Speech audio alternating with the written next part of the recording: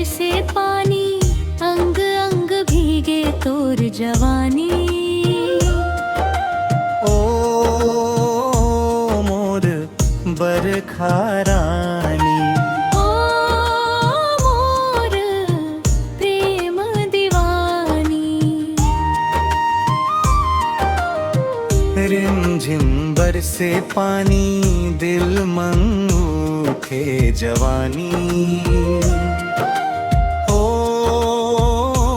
मोर बरखा रानी, ऐ मोर जिंदगानी।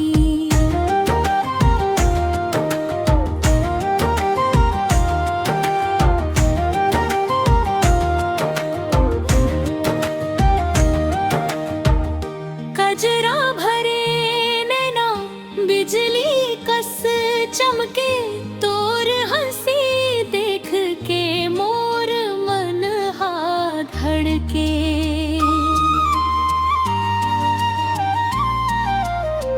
भींजत गली गली संग मंचल खस, धीरे धीरे मोला अपना माया कही थस।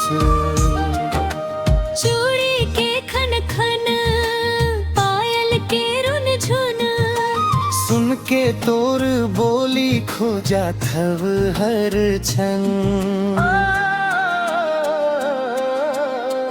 रिमझिम बरसे पानी, अंग अंग भीगे तोर जवानी। ओ मोर बरखा रानी, ओए मोर प्रेम कहानी।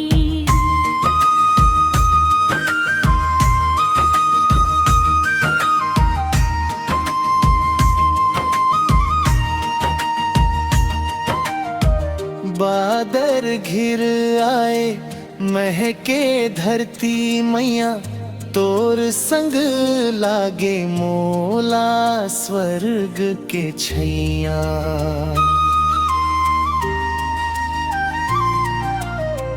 हाथ मन हाथ धर सपना सजाबो, जन्म जन्म तक तोला अपन बनाबो। मोर मन के बगिया, मन तई फूल बन खिले। बरखा के बूंद जैसे माया तोर मन मम मिले। रिमझिम बरसे पानी, अंग अंग भीगे तोर जवानी। हो